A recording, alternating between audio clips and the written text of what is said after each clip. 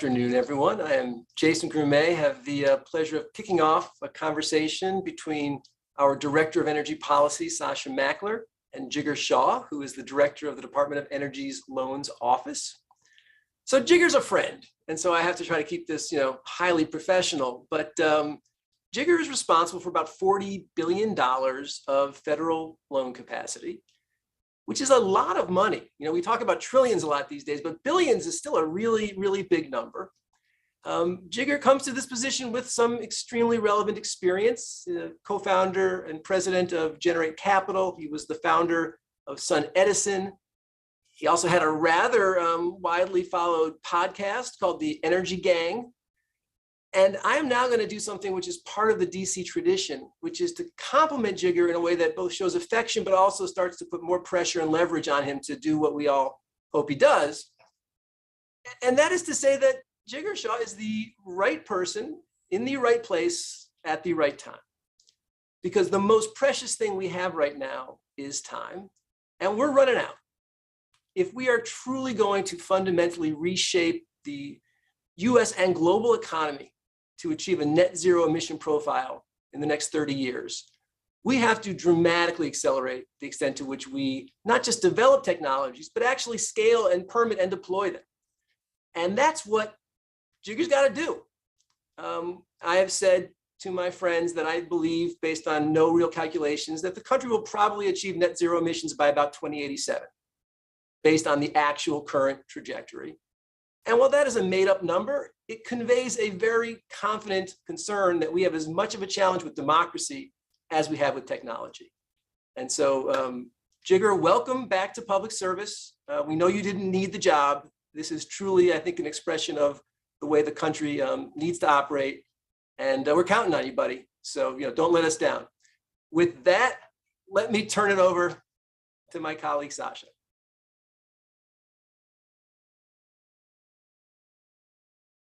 Jigar, it's really nice to see you here. Thanks for joining us today.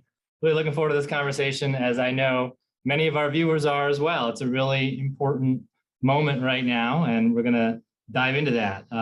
As I was thinking about this conversation, I was thinking back to when we first met, and we actually go back quite a long ways. I don't know if you remember. We first met when I was an EPA analyst, and you were at BP Solar. About 20 years ago, and this was before all the things that we saw happen in the solar industry. And I still remember that conversation when you were telling everyone in the room that they were thinking about solar the wrong way, and that it was right around the corner, and that we just didn't have our heads screwed on straight. And then of course, the rest is history, right? And we've kept in touch along the way, and it's really been true that you've been a person worth listening to and worth watching in this space, and your career really shows what's possible, and we're really thrilled that you're at the loan office right now. There's a lot to talk about. First of all, how are things going at the loan office, and especially what's coming next after the infrastructure bill that we just saw get passed? Really exciting, bipartisan sort of congressional endorsement of the mission of the agency, and this whole notion of now what we need to do is get busy with scale, right? So that's what we want to hear from you about. And what I thought we would do is maybe start with a little bit of a status update in terms of where are we now, what have you been doing at the loan office since you joined, and then we can talk a little bit more about the vision as we go forward, because I know there's a lot of people that are interested in what's happening and what's going to happen as we look ahead.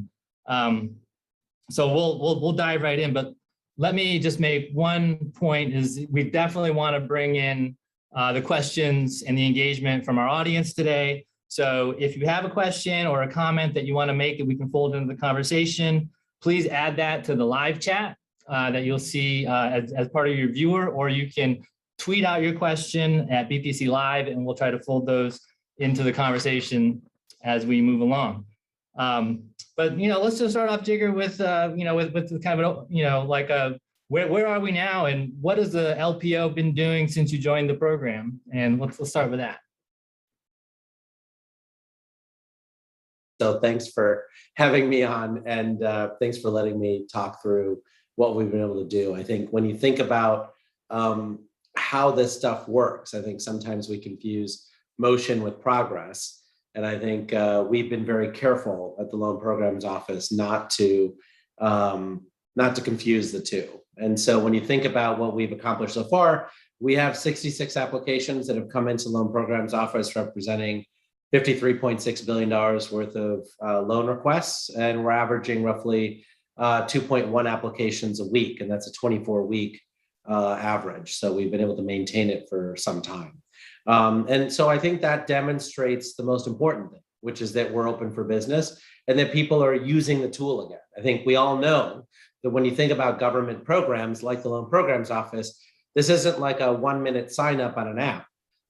There's 500 hours worth of work that has to be done by a company, and they have to decide to invest those resources to enter our program, right? And so we've gotten 66 such groups to decide that that was worth doing. And that, I think, is huge validation for the program. The next thing for me is trying to figure out, where do we best serve the applicant pool? Where do we best serve the American innovator? And so whether it's in renewable energy or whether it's in the nuclear title, fossil title, the advanced technology vehicle manufacturing program, of which EV manufacturing is obvious, right? We did the Tesla loan way back when, but also, battery manufacturing and critical minerals, which has been, on the minds of people. And where are the red zones, right? So do we want to do processing? Do we want to actually physically dig up dirt, right? Do we believe in enhanced oil recovery versus class 6 wells when we bury CO2 under the ground? Do we want to, do mineralization, right? I mean, Stripe, I think, recently said that their standard is 1,000 years of permanence for CO2, right? And so what are the answers to the big questions? And those things are not things that you answer in a week, but it's also not something you answer in a vacuum.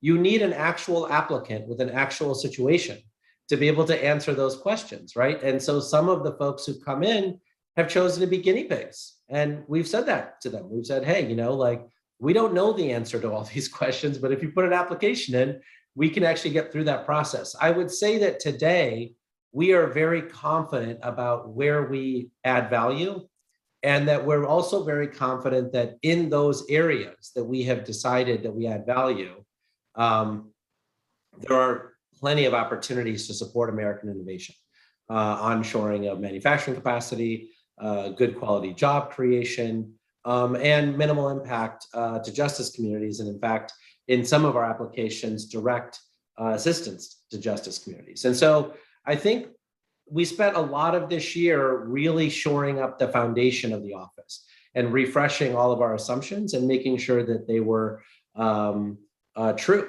And we had full support throughout the government so that we weren't leading the applicants astray and abusing their good grace. Thanks, Jigar. When you look at all the things you've been doing now, and you think about, now you're starting to get your head around the role and sort of the goals. What does success look like for you? What are you looking for from the projects and themselves, and what are you measuring them against in terms of your ultimate goals here?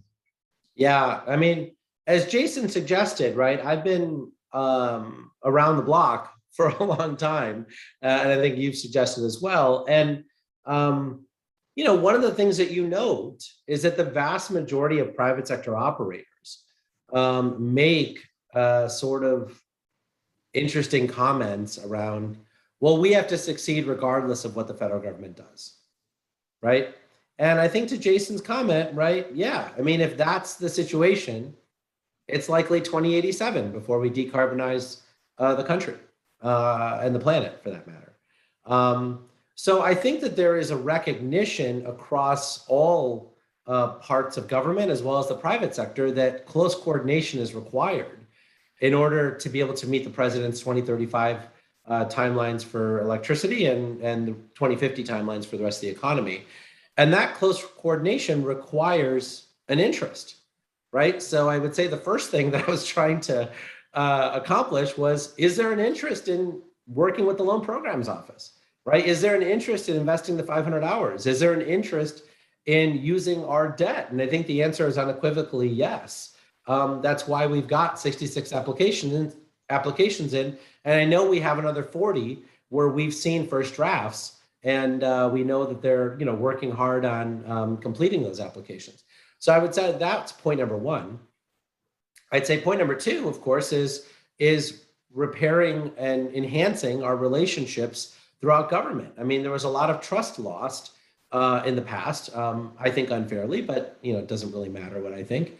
And we've got to bring that back within government, right? So our relationship with the Office of Management and Budget, our relationship with Treasury, our relationship with the White House, and and many others. And I think that in that case, we've also done a really good job of repairing it. Unfortunately, the vast majority of that is the iceberg or the duck swimming underneath the water. And so you won't know that I've proved that until the loan applications start getting approved and press releases start going out. So I appreciate that you'll have to take my word for it. And we've made a lot of progress there. I'd say the third thing, which is the most important thing to me now, is making sure that the expertise of LPO is leveraged throughout government. I think one thing that LPO has done remarkably well, even in the last 10 years, has been really bringing forward an understanding of how commercial debt and project finance works. And I think that in general, there's been a lot of reliance on grants going out the door as progress. And I think you and I both know that those grants are meant to catalyze something bigger, right? Gigaton scale carbon reduction. And so it either does or it doesn't. As the secretary and the deputy secretary says, we either achieve liftoff or we don't, right? And so just putting out the door $3.5 billion of grants that were given to us under the bipartisan infrastructure legislation for direct air capture, or $8 billion for hydrogen hubs, or another $600 million or so for hydropower, doesn't actually achieve liftoff. And so we have to ask ourselves, what does achieve liftoff?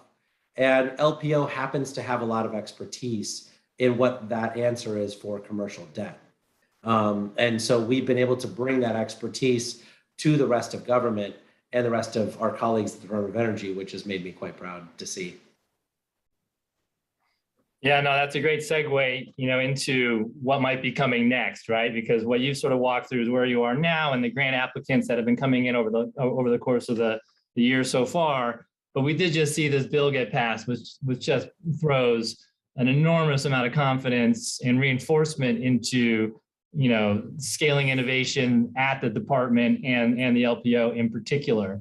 And I've heard you say, so I'd love to hear your thoughts on what's in that bill that's relevant to this conversation here, the loan office, and then using and leveraging the expertise that's in the loan office for this deployment challenge, this scaling challenge that we have. So let's hearing a little bit about what you think in the bill that's most relevant to this, and then as a secondary point, I've heard you say in the past that the goal here is to help inspire $100 billion level private sector commitments and capital formation in critical sectors. And I would love to hear your thoughts on what you think those sectors are and how that actually gets catalyzed. Yeah, it's a great question. So I'd say that those sectors have been largely identified, whether it's the McKinsey cost curve analysis or the International Energy Agency's efforts around the 400 plus technologies that they think need to scale. So many of those sectors have been identified around industrial emissions and transportation and electricity and and lots of other areas. I'd say that the bipartisan infrastructure legislation is very clear about where concentrated pots of money are being provided, right? So we mentioned hydropower, direct air capture, and hydrogen, but there's also a very concentrated position coming in around EV infrastructure deployment, around transmission deployment, around nuclear advanced reactor designs, around just electric vehicles broadly, right? Around figuring out how we scale up the onshoring of the supply chain. There's a huge supply chain component in the bipartisan infrastructure legislation. There's even money in there for recycling battery batteries in the future, as well as solar panels and wind turbines and things like that. So I think when you think about all of that work, the question really becomes, what does success look like? And, we've got money in there, which I think has been reported on, maybe not as much as I'd like, but the categories of money are listed there very clearly in the legislation. And then the question becomes, what are the private sector folks looking for? I mean, there's $500 billion of announcements on hydrogen. I'd say somewhere in the neighborhood of like $100 billion of those projects are actually being actively worked on and are not empty press releases, but that's still big. And then the question becomes, what do the private sector folks need to see to assemble $100 billion of capital to serve those $100 billion worth of projects, right? We've got the Build Back Better Act, where they've got some tax credits that are refundable, and you've got some, ITC investment tax credit type work that's in there. But then we have these $8 billion worth of hydrogen hubs, right? And, I think the conventional wisdom was that we'd give it out at $2 billion each for 4 locations, and it'd be a traditional DOE process. Well, the request for information will hit the street soon. I think there's a webinar that's already been planned here for today or tomorrow. And then the question becomes, what feedback do we get? Some of the feedback I'm already getting from private sector folks is saying, hey, instead of giving us that money as 50-50 cost share, it'd be great for you to give us that money as a floor price for hydrogen, right? So if you could give us a floor price for hydrogen, that would be wonderful, because we have an inkling that we can sell this low carbon hydrogen for $7 a kilogram. But we can't prove it because no one's willing to sign a 10-year contract at $7 a kilogram. But if you guys provided us a floor price at $7 a kilogram, we could actually get commercial debt.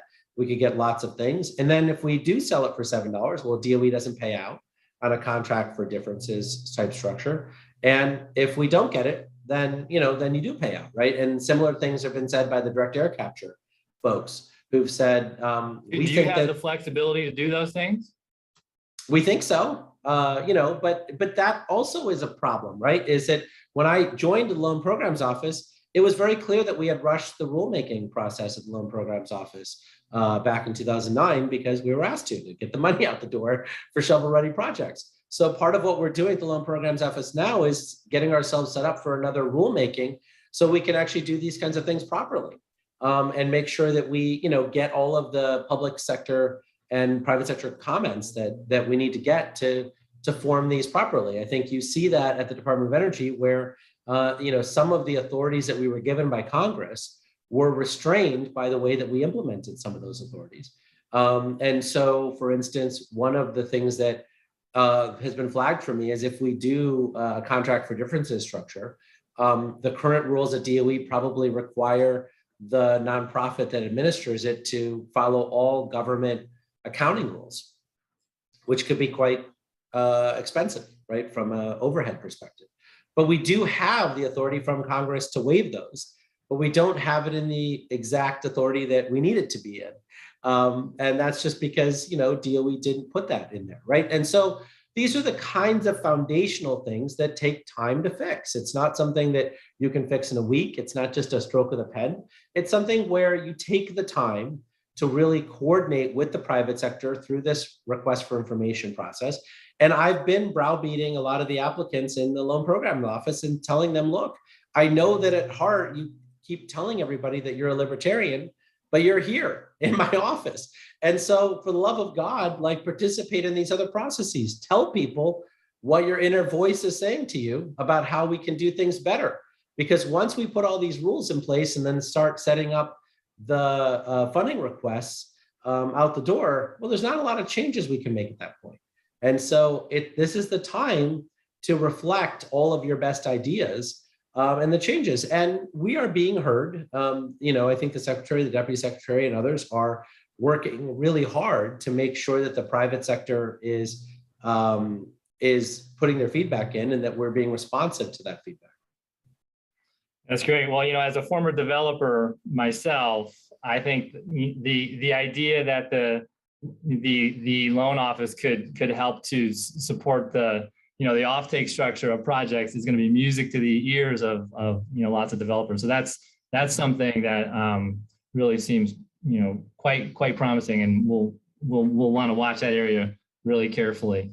I have a question here from the audience that seems really on point that I'll just pass along from A. Siegel, who is wondering which arenas in terms of loan applicants are you seeing perhaps too rich or too many applicants, and where are the gaps? So are the technologies being clumped or clustered in certain areas and you see gaps in others, or what's the distribution look like?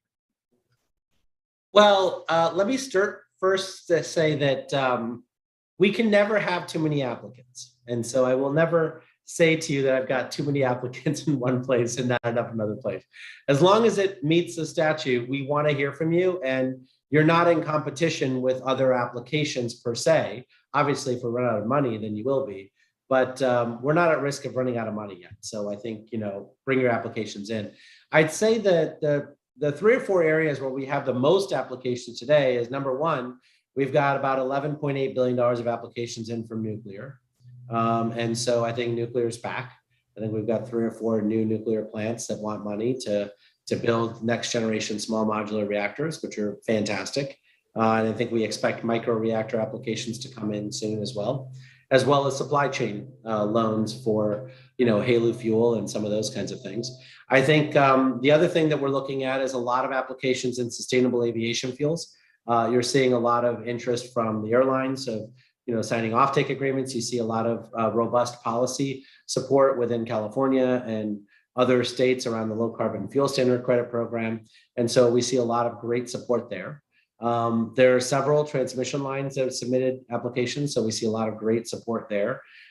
We've got, I think, over $8 billion or so of applications that have come in the office for carbon sequestration and storage or direct air capture or other types of carbon projects. So we're very excited there. And then we've seen several $1 billion of applications that have come in around EV charging infrastructure rollouts, as well as EV manufacturing, battery manufacturing, critical minerals, hydrogen. So I'd say that we have, like my goal is to say that we need at least $2 billion of applications across many of these sectors, because that's how you get to something that's representative of what the private sector wants, so that we can help form this $100 billion of capital formation from the private sector, and making sure that all the tools the government has to offer, from tax credits to grants to loan program to government procurement, can be used to help form that $100 billion, right? And so I'd say that we're probably in 11 sectors now that we're at $2 billion or more of applications. So then the other big one, of course, is the virtual power plant, right? Which is around distributed energy resources and demand flexibility and some of those areas. So we've seen several $1 billion of applications that have come in there, with more to come. That's really exciting. Yeah, and this whole question of how the infrastructure connects to the technologies at the project level is, of course, really important. And the constraint of transmission is something we've talked about in the past, and I know it's on the minds of lots of people who are thinking out towards deep decarbonization by mid-century. Say a little bit about the new financing authority for transmission and how you see that sort of playing out and helping to unlock the backbone for new long distance transmission here in the country. Yeah, I think that I think you start by saying that we have studied what decarbonization looks like for a long time. Right. So whether it's the NREL Future studies or whether it's, the UC Berkeley study or the Princeton study, or there's a lot of studies and they all say very similar things, right? Which is basically that if you're going to have very high penetration of solar and wind, then you need a lot of excess transmission being built to be able to move those electrons around. And that transmission will necessarily be underused. Right. So by definition, Solar and wind assets have, pick a number, 20 to 45% capacity factors, depending on the technologies and where they're situated and the trackers and offshore wind versus onshore wind, et cetera. And you can enhance that by putting in some battery storage, which is great. But ultimately, it's going to be far less than flexible baseload power plants, which are at 80+% capacity factors in most cases. And so if we have a dominant generation mix that's really around, let's say, nuclear or geothermal or low impact hydro or biomass using BECCS technology, well, then our existing transmission infrastructure is more than enough to do it, because it is more than enough to do it now, right? And so you can enhance it with smart transmission technologies, and you can just replace old coal plants with nuclear plants, old natural gas plants with small modular reactors or advanced geothermal, and you can meet the needs now, which is great. But if you're going to have very high penetrations of solar and wind, which increasingly has become very cost effective, well, then you're going to need new transmission, right? And the Department of Transportation has done a lot of work highlighting the fact that you can use existing right-of-ways for federal highways as well as rail infrastructure. We've got a couple of applications in the Loan Programs Office that already looks to use that, but it's more expensive to use because you have to underground some of the line, which can be pricey. And it's also going to be, like you have a lower utilization, which means that you have to charge the people who use it more, right? And so to me, the question really becomes like, what is the formula? And are the players across the board willing to pay for it, right? What the bipartisan infrastructure legislation does is gives us advanced siting authority, right? So it allows us to work with the states, but not allow them to hold up the process unnecessarily and indiscriminately. And so we can force a timeline, but the transmission developers have to be game to doing it, right? They have longstanding relationships with the states. They don't want to burn those bridges. And so there's a conversation that has to be had around making sure that those things move forward. And then we separately have in the Build Back Better Act money for tax credits and other things to buy down the cost of these more expensive approaches. And so, to me, I think that we'll see what the private sector says. We've been talking to them fairly regularly, but they haven't come out definitively one way or the other yet. But I would say that all the new authorities that we have are enough to really allow the private sector to move with speed and scale to put in, cost roughly $100 million per new line to develop a new line, right? Those boards of directors have to approve that investment. So we'll see. We have either hit liftoff or we haven't. But I do think that the new authorities that we've received from Congress through the bipartisan infrastructure legislation is a lot of what was requested and what the private sector said that they needed to be able to get there. But no, I think that's two sides of the same coin. And I think people don't really understand this, which is that, the flexible baseload power plants cost, pick a number, 7 to 9 cents a kilowatt hour today, whether it's advanced geothermal or low impact hydro or BECCS or small modular reactors. And those can be quite a bit more cost effective if you don't have enough transmission. Yeah, that's exactly right. So that's something to watch really, really closely. And one of the other topics that we've been talking a lot about here at BPC, and I know is a really point of interest in sort of what might come next, is this Office of Clean Energy Demonstrations. And I have a question from David here, who is wondering, how will the LPO's work differ from and dovetail with this new office? Can you say a bit about that? Well, let me back up for a second and then answer that question. So the Loan Programs Office views everything through the lens of the bridge to bankability, right? So we, on the one hand, have extraordinary R&D programs that gets us to a point where the technology is, at lab scale ready. It's been proven. We think it's going to work. And now we have to actually deploy it at first of a kind deployment right? So that's applied engineering risk. Then you've got EPC risk, which is like figuring out how to get the costs out of it and, do it better and higher quality and all that stuff. And then getting a wrap from, EPC contractors on the fact that the technology will work, which is required for commercial bankability. I think that the third stage is the learning curve, right? So this is the Earthshot initiatives that the Secretary has been launching, which, we've already gone down the learning curve with solar, wind, and lithium-ion battery storage. And then the fourth piece of that is securitization, which is where we are now with solar and wind, but not yet with EVs, where you can get access to unlimited amounts of 1.8% interest money, right? And the Loan Programs Office plays a role in all four of those areas. And we have applications in all four of those areas, even within, let's say, battery storage or hydrogen or CCS or other things. There are different technologies that are in different places in their maturity cycle, and we're supporting all of them, which is great.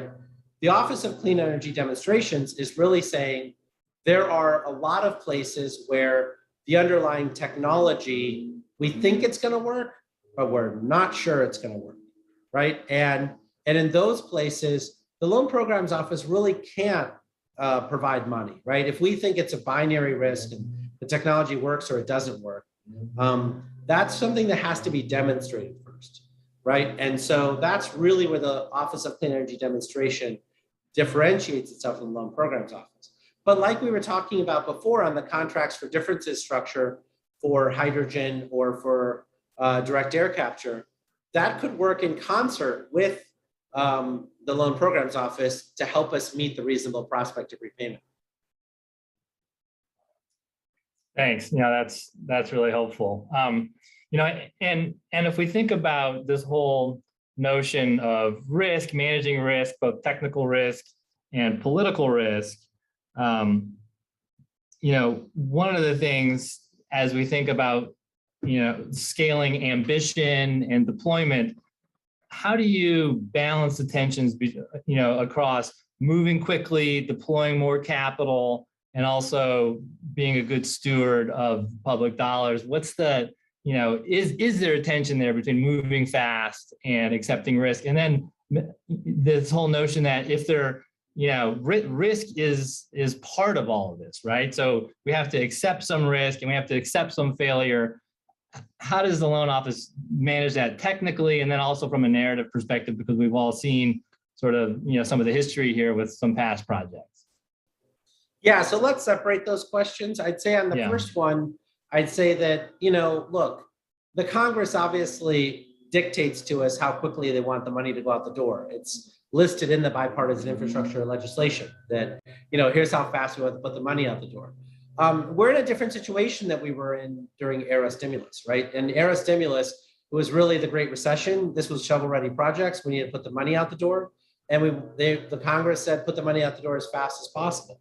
In this case, they haven't said that. I mean, most of the timelines for the bipartisan infrastructure legislation money is really 5 years, in some cases, 7 to 10 years. And so we have time to think about this and do it properly. But it only works and it only happens if the private sector engages well, right? And if they take this libertarian notion that they're going to solve it all by themselves and that the government coordination is not needed, well, then the money is going to be spent in the best way the money can be spent with the limited amounts of private sector feedback that we get, right? And so to me, it's on the private sector to actually engage or not engage, right? And if they don't engage, I kind of think it's their responsibility to, own what happens in the end, right? And so I'm not going to take responsibility if the private sector doesn't show up, right? And that's why we're making phone calls directly to the private sector on a weekly basis and saying, it's time for you to show up and it's time for you to provide your feedback.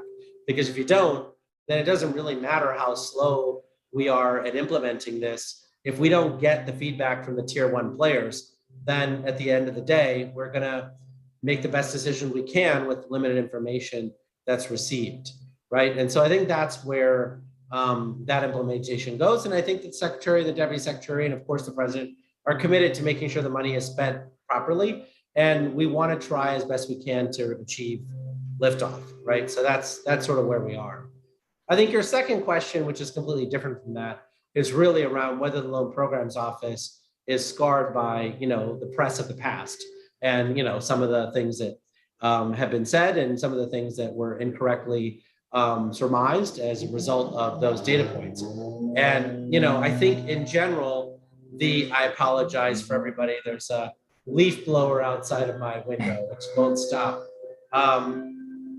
But hopefully it'll go away soon. I think in general, like we've done well, right? We've got $35 billion or so of loans that we put out the door, and we've had about $1 billion of losses, which is something that any commercial bank would be very proud of if that was their mandate. We put $6 billion, 6 times what we've lost, in a loan loss reserve fund. And so in some ways, there's a lot of people who've made the case that we haven't taken enough risk, and that we should take more risk. And what I would say there is that we don't have to choose, right? I think where in the Loan Program Office's history back in 2009, 2010, 2011, there was a shortage of liquidity, right? The commercial debt markets were frozen. And the Loan Programs Office stepped in to provide that liquidity, not only for solar and wind projects and geothermal and transmission projects, but also for Tesla. I think that today, there's plenty of liquidity. I mean, in fact, equity grows on trees these days, from what I hear. And so the question really becomes, how do we best prepare these companies for commercial debt? And the answer to that is different for every sector. And we're working hard to help these applicants really think through commercial debt, because a lot of them have been really good at raising equity. And equity is a forward-looking story. It's what is to come, right? Whereas debt is a backward-looking story. Debt is saying, what have you accomplished last week, and what can we do diligence, right? And that feels very judgmental on the part of the applicant, right? The applicant thinks, but I'm awesome. Like, I keep getting these awards. I keep getting heralded as a great American innovator. Why are you asking me so many uncomfortable probing questions? And we're saying, well, because we have to meet the reasonable prospect of repayment. We have to figure this out. And what you find is, from the applicants who are the most mature, they will say that they are better for our process. That because of our process, they are thinking more clearly about what the risks are and putting in place mitigants to make sure that those predictable sources of failure are protected against, which I think is great, right? And as a result, we're seeing a ton of third-party validation of our approach. So when you think about the large money center banks or others, they're saying, Jigar, the quality of the work you guys have done is really impressive. And if they get through your office, we're actually more likely to give you, another look for the second, third, and fourth loan, which is real validation. And that is the standard that we're trying to achieve, is that, we want to lean in on stories that are worth leaning in on, but we still need to meet that reasonable prospect of repayment. So I would say that when it comes to things like merchant risk, when it comes to things like figuring out how we underwrite wholesale market structures and that kind of stuff, I think we've been really thoughtful about that. And I think you're seeing a lot of concurrence from the private sector commercial debt providers in the approach that we're taking. Yeah, and that point you make about the catalytic nature of your diligence process, if a project makes it through your process and gets a loan, it unlocks a whole lot of other things because of the care that and the scrutiny that had to go through. That's just that's what we're all aiming for here. And from the stakeholder community, and I know from the private sector, there's just there's a lot of support for the way you all are approaching these projects, and we want to be as helpful as we can in providing that political space for you all to be able to take the risk and take the time to work through your process effectively. And so we stand ready. I'm speaking broadly here to kind of help, but if there are things that as you look at how this all comes together, your thoughts on what's needed, not just from your applicants, but from the broader community here in terms of how we can help reinforce what you're up to and make sure you have the space to do it. There's a lot of interest there as well. I don't know if you have any reflections on that in addition here. Yeah, no, it's a good question, and one that we very much value your support. So please keep it coming. I think in general, I'd say that the Loan Programs Office is obviously a commercial debt provider, right? Whether it's through a direct loan from the federal financing bank, or whether it's a loan guarantee to a private sector lender that does the underwriting and we provide a guarantee. But I think we're much more than that. I think that when you think about, we're looking at a loan application that came in from Puerto Rico and looking through all the governance issues in Puerto Rico and what the reasonable prospect of repayment would look like. That is something that we're willing to do, where a lot of other commercial debt providers, particularly tier one providers, have just written off the island. And the insights that we've received there are ones that we've sent up to the secretary and sent up to others, and they're like, wow, this is really practical, helpful information around how we might improve things in Puerto Rico. I think the same thing is true with the analysis we've done on other markets. The Treasury Department, the BOEM and Department of Interior, or others have really valued our critical analysis. And so part of what some of our applicants have said to us is like, hey, Jigar, your cost of capital is competitive, and your process is a little more difficult than commercial bank process because you are the government, but manageable. But we never imagined all the other benefits that we would get because you are educating the rest of government on our sector for us in ways that are better received than a government relations person who is, self-serving, obviously, that's going around and educating everybody. Very valuable service, but getting concurrence from us after a rigorous due diligence process can be very helpful in making sure that people really understand the nuances of how these sectors participate. So I think that's another huge, thing that we can offer. And I think you see that valued, frankly, in different colored states and all sorts of other things. I think you see that value. We're talking to many states who you would think are not necessarily aggressively interested in our program, and they love the fact that they're able to rely on our due diligence before they have to provide an economic development package to some of these companies. Yeah. No, that's a great point to be making. Let me just remind folks that if you have any questions, please throw them into the chat and we'll try to get to them. I have a number here that I want to turn to now, but please keep them coming. Jigar, I have one here from Max, who is wondering, how does the LPO think about natural CDR, carbon dioxide removal? Do you have a view on that? Are those financeable in the same way some of these hard technologies that you're focused on? Yeah, it's a good question. And it goes to the heart of context, right? I mean, there may be something that meets a reasonable prospect of repayment for natural CDR, whether it's soil sequestration or planting trees or any number of things people are doing. But it may not actually reflect the permanence that many people are seeking, right? So whether it's the 45Q rules or the state of California's low carbon fuel standard credit program has its own set of rules around permanence, and then Stripe has its own set of rules around permanence. And when you think about what Stripe is doing, they've got direct air capture, which I think folks generally know about, but they also have kelp that they're helping to grow in the ocean, and then having that kelp sink to the bottom of the ocean, and they believe that that's 1,000 years of permanence, right? Which is clearly a natural CDR, I would say. And so we're open to all ideas, but I think that our loans have to be relevant within this catalytic nature of $100 billion of capital formation.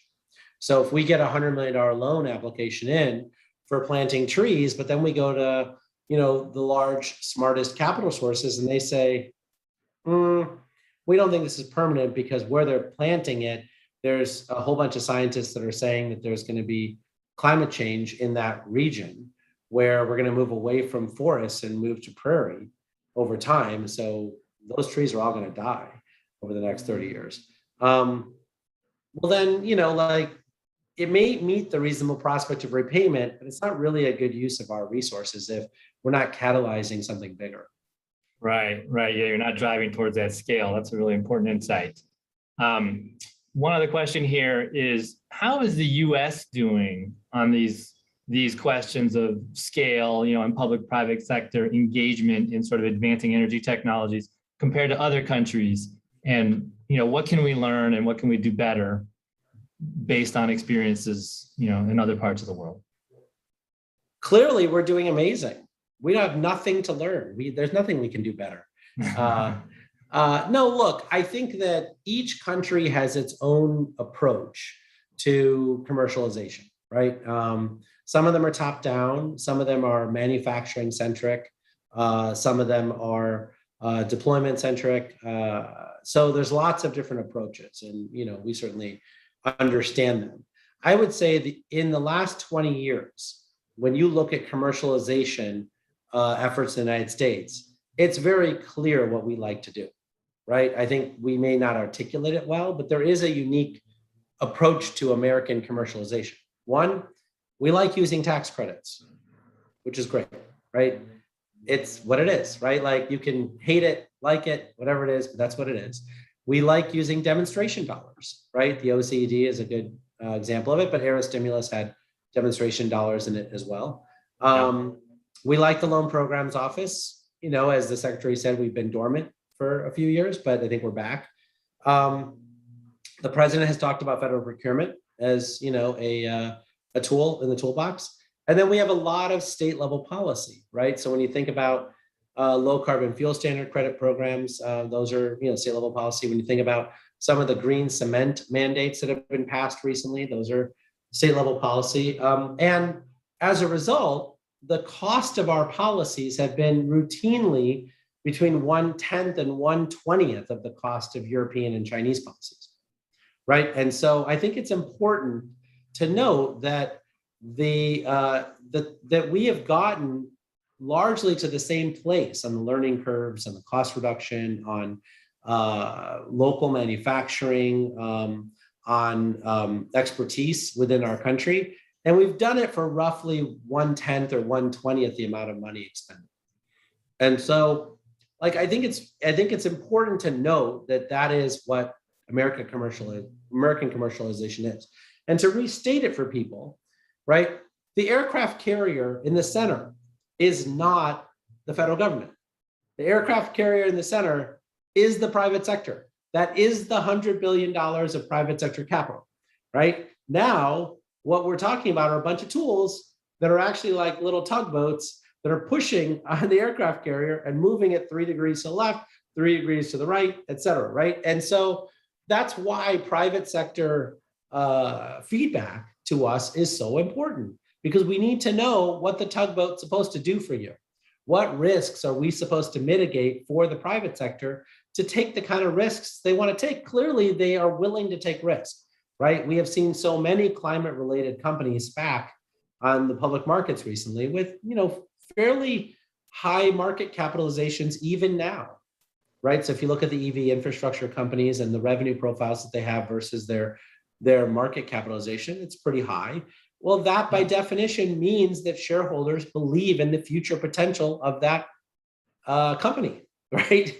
And so if they believe in the future potential of that company, they should also tell us what they would like for the federal government money to do to really catalyze $100 billion of future market size, right, of deployment. And so I think it's important to know that people may prefer a feed-in tariff type structure like is common in Europe, or a top-down money is free for everybody from local provincial banks like you have in China, or other things. But that's not our approach to American commercialization. That's not what we do. And so what we do is let the private sector tell us, these are the sectors I care about, and here are the approaches I like, right? So the DOE can say, we did a big report and we think Betamax is better than VHS.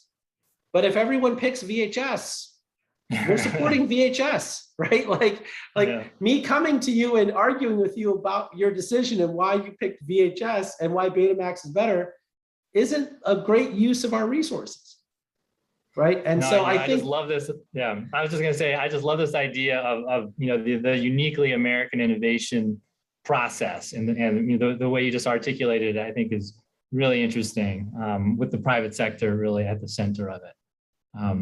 It's really what we need to leverage here as we look ahead. I have a question from Abigail, who was wondering if you could expand on how minerals processors can take advantage of your program to help scale the EV and battery supply chains. yeah, it's a great question. And so what we determined in the last administration is that the actual digging up of ground is not eligible for the Loan Programs Office. But once the ore comes out of the ground, the processing of all of that above ground does qualify for the Loan Programs Office. That's obviously not an issue with, let's say, the lithium in the brine and the Salton Sea. Yeah. That's just taking the lithium out of the brine. But for a lot of the mining operations, the mining itself has to be done with other dollars. And then, the use of proceeds from our money can be done with processing above ground. And some of the applicants who've come in actually have a multi-country supply chain. So the ore is coming from another country, they're bringing it here for processing, or the ore is coming out of our country, but there's actually a cheap processing facility in another country that they're using and bringing it back, right? And so we're looking at those things as well. We obviously want long-term to onshore all processing here in the United States, but we recognize that some of that processing isn't here right now. Yep. Well, let's see, we have just a few minutes left and a pile of questions, so I'll try to move quickly here. All right, lightning round. Yeah, lightning round. Molly Christian is wondering, sort of for a little bit of inside info here, but sort of a fun question. Do you have any idea who might lead the Office of Clean Energy Clean Energy demonstrations when it gets set up? I don't know. So, not that I'm supposed to tell you, but I actually don't know. So, just figured we'd ask. I have a question here on how do we best involve tribal communities? Is this something that that is on your radar, and how do you think about that? Because I know it's potentially not straightforward. Yeah. So the Tribal Energy Loan Guarantee Program is a good one for us to talk about, to summarize a lot of what we've talked about today. So the Tribal Energy Loan Guarantee Program was passed by Congress in the last administration. And when it was implemented, they basically rushed the job. And so they basically borrowed from the Title 17 rulemaking when they put out the solicitation. Now, remember, the Title 17 rulemaking is around innovation, reasonable prospect of repayment, greenhouse gas emission reduction, all sorts of stuff, right? The Tribal Energy Loan Guarantee Program looks a lot more like the USDA program, where it's really just, a bank comes to you for a guarantee, you see whether it meets the criteria, and you approve the loan, right? So we're not allowed to do that under the rulemaking solicitation. So we've had to really completely redo the rulemaking and solicitation. So that's ongoing. It's hard, it's a lot of work, but we have to do that work. We have our first application that has come in, so the Tribal Energy Loan Guarantee Program, and they have been very gracious in being our guinea pig through this whole process. And some things have gone smoothly and some things have not gone smoothly. And we've been honest with tribes about, some of the mistakes that we've caught through this project and, what work that we're doing to fix it. So we're doing that now. And I think that the program will largely be in a better shape. When Build Back Better passes, there's some provisions in there to help solve some of the problems with the Tribal Energy Loan Guarantee Program. So we're excited to see those pass, and so that we can fix it. And frankly, we haven't seen a lot of partisan, sort of argument over it. I think right. Both parties really want to see the Tribal Energy Loan Guarantee Program be able to fulfill its full potential. But I'd say that we have probably, close to $2 billion worth of conversations that are happening with tribes about specific projects. So I think the money can go out the door, but we do have to fix some of the fundamental parts of the program that weren't really set up correctly. That's helpful. Thanks. Maybe one final question, and then we'll wrap things up here. And it's on a similar theme of how we connect across different programs in the government. And I have a question here that's wondering, does the LPO work with other departments, for example, USDA, on things like green ammonia? Is there collaboration across different parts of the government on certain projects and topics? Yeah, I mean, so what I would say is I certainly have that in my ethos, and my team largely has it in their ethos as well. And so we've been very aggressive at working, particularly with our friends at TIFIA at the Department of Transportation, and then our friends at USDA who have a bioenergy, title and some other titles there. I would say that the speed at which that coordination occurs is, less fast than I'd like to see, but I think we're getting there. But I would say that the bigger challenge on working across government is really trying to figure out how we multiply each other's efforts, right? Because I think a lot of the conversations across government is really around coordination, right? Like, where does your authority go and where does our authority go, and how do we coordinate where there's overlap? And that, I think those conversations are going really well, and everyone is bringing the right spirit to the table and not being territorial at all, but instead being very happy to figure things out. I think where things are going less well and we need to refocus our effort is really around multiplying each other's efforts, right? So around how do we, for instance, one area that we're all working on together is Jones Act compliance for the offshore wind vessels, right? You've got MARAD and their loan authority. We have our loan authority. We've got Department of Homeland Security. You've got BOEM. You got all these different people. And then you've got the private sector layer. And like, what do they want to do, right? Because the bottom line is that, we're going to need like $5 billion worth of investment to put these ships in the water and get them ready to go by 2024, 2025. And, how do you send a clear enough signal to the private sector that they order them all this year, right? Or next year, right? Because if they don't order them soon, they're not going to be ready to go by 2024, 2025, right? And so that effort is harder to do. I think everyone's well-meaning and everyone's got their heart in the right place, but figuring out how we interject the private sector voice into these conversations is difficult because you've got ethics rules and, how do you assemble more than one group on a call without, making sure that you're not somehow violating a rule. And so there's a lot of coordination that has to occur there. And that's where I think sometimes we get slowed down. Well, Jigar, you've clearly got your hands full, and you've got a big fan base out here watching what you do and really looking forward to the next phase and the next era of what the Loan Program Office can do and will do. And so we're all really excited about what you're up to, and really, really grateful that you took the time to kind of talk through this with us today. Hope we can bring you back once you've got some loans out the door. We can hear more about future plans. I've had a few questions here, maybe as a final one, a little lighthearted. Sure. Will you be returning to the Energy Gang after your service at the LPO? Everyone is asking about that. Remains to be seen, but love your thoughts on that and any final reflections you have before we wrap up today.